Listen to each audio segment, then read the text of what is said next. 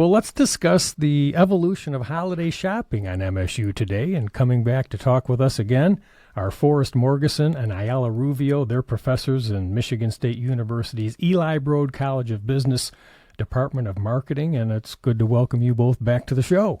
Well, thanks you for having us again. So let's first talk about inflation. That's what we've heard so much about. Is inflation impacting holiday shopping? Yes. Okay, you probably want more than that.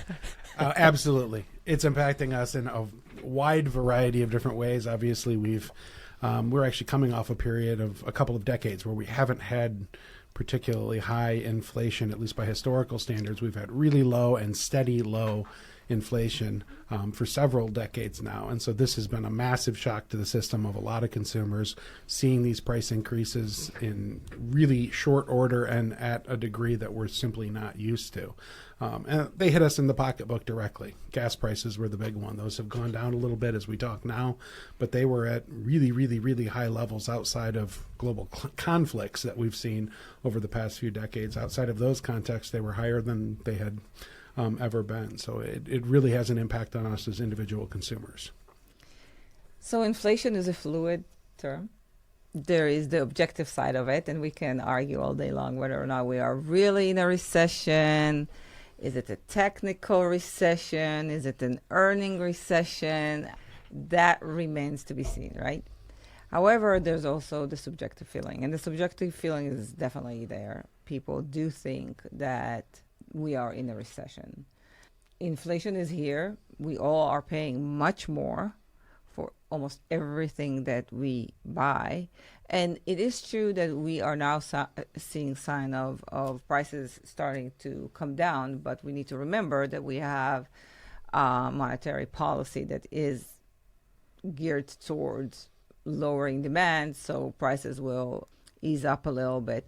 I just heard that chicken wings went up 41%, and people were complaining about that. But almost everything that we pay for, prices went up. So from our perspective, recession is here and inflation is here, and they are definitely part of holiday shopping considerations. And price obviously still very important to holiday shoppers. What are some of the other factors that impact holiday shopping? So what we see, and this is not new, we saw it in the 2008 crisis, and we see it now. The first thing that happened is a shift in consumer consideration set. So if before quality was important, what brand name we buy was important, service was important, convenience was important, now only one thing matters, and that is price.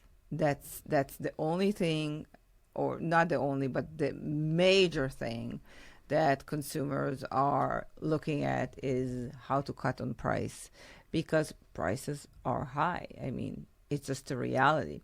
Now, I did want to mention something beyond that. Even if inflation slows down, it doesn't mean that prices are going down. It just means that they're not going any higher. Now, in some cases, we do see prices go down, but in many other products, the prices are still high relative to what they were 2 years ago. Yeah, exactly. Or Absolutely. what we used to pay. So consumers always compare. When we go shopping, intuitively, we compare any price that we see to some kind of a reference point. So it can be how much it costs in a different store, but it's many cases how much we paid before, and we know how much we paid before, and every time we see the new price, which is higher, it's painful to us. There's always inflation to some degree when you have things like population growth and natural increase in prices over time as demand increases for goods.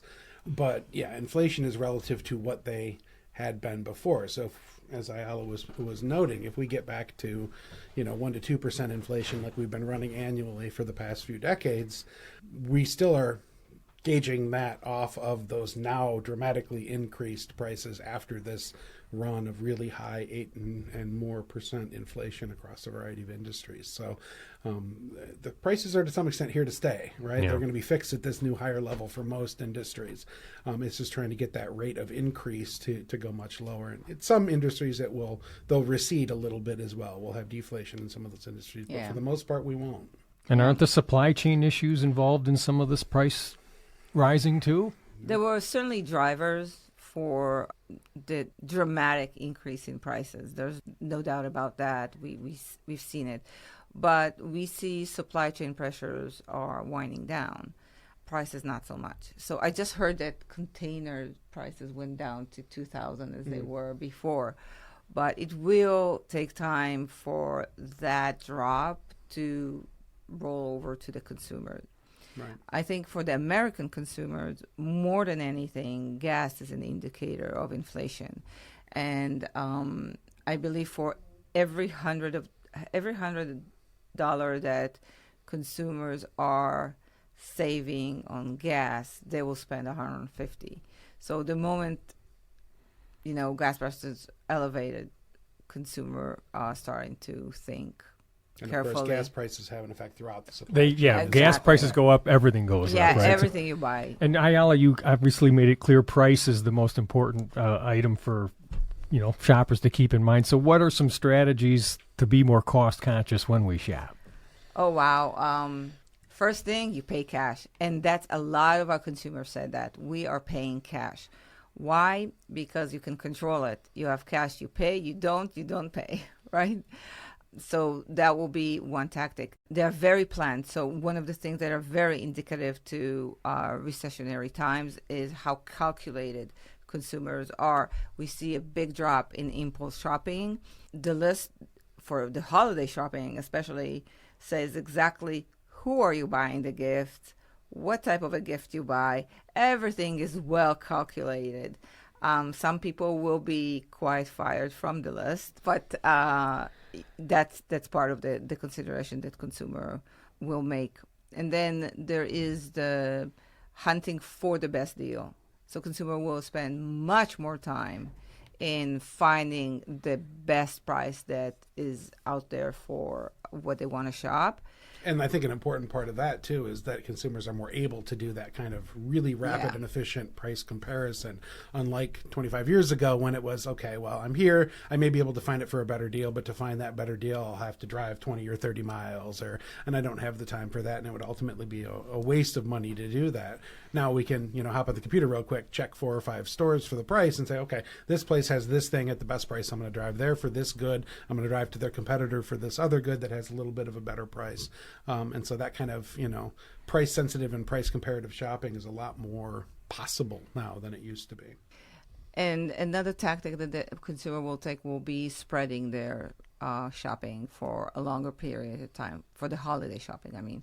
So they will start relatively early. And this year they really started early, as early as early October. And retailers are providing them with the opportunity to do that because we saw both Target and Amazon. Amazon had the second Prime Day early October, and Target had their deal days as well.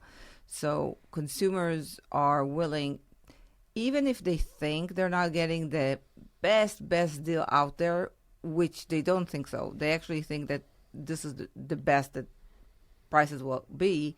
They will still be willing to purchase a little bit earlier to spread out their expenses and not to have everything in 1 month. And, they may have been there, but I didn't see any of those ads this year about stores opening like Thanksgiving night or 4 a.m.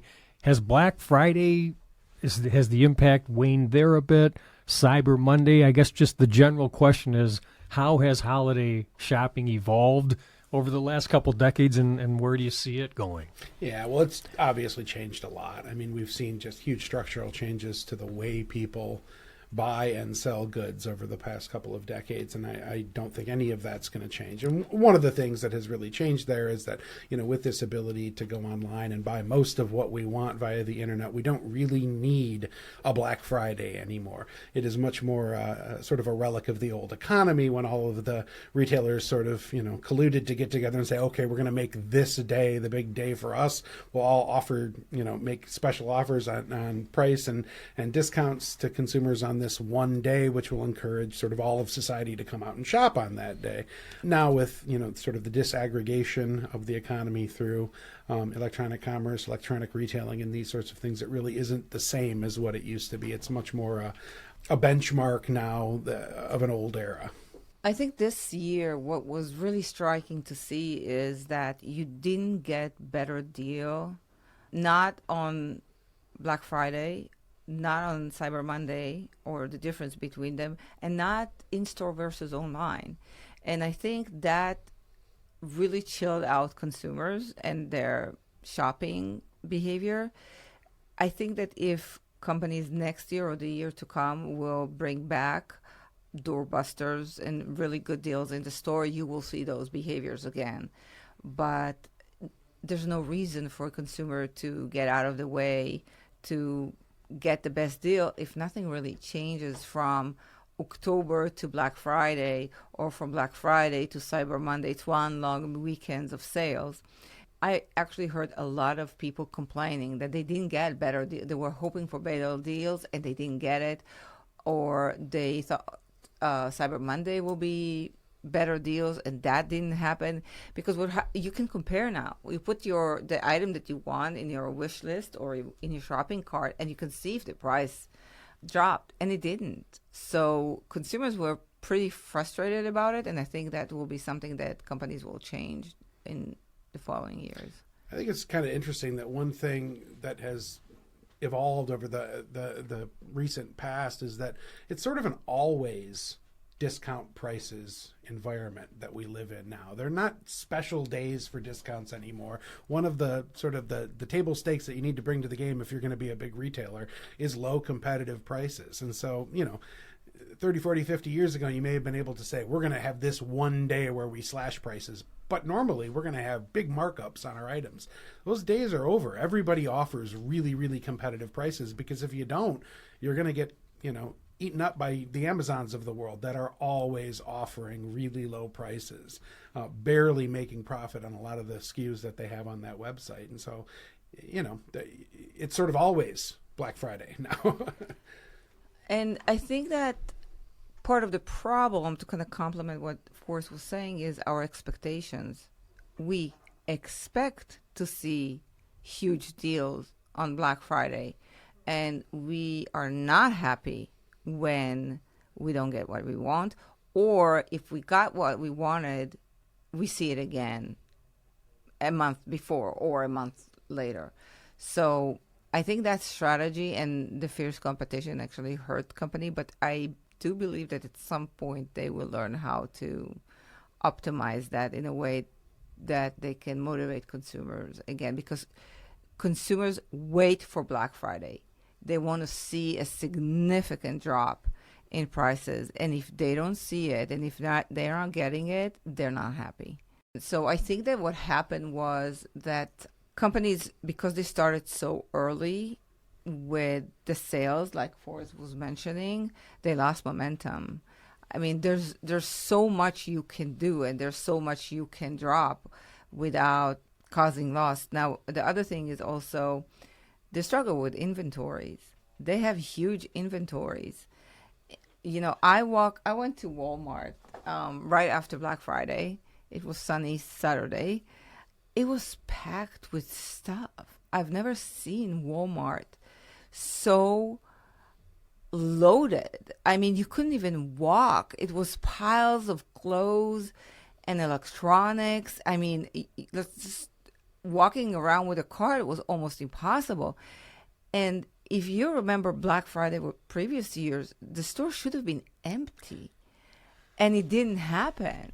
Yeah. So, some of that may also be sort of a lingering hangover, if you will, from everything that we experienced during COVID and the huge disruptions to the supply chain that made a lot of those products really hard to keep on the shelves for, almost 2 years.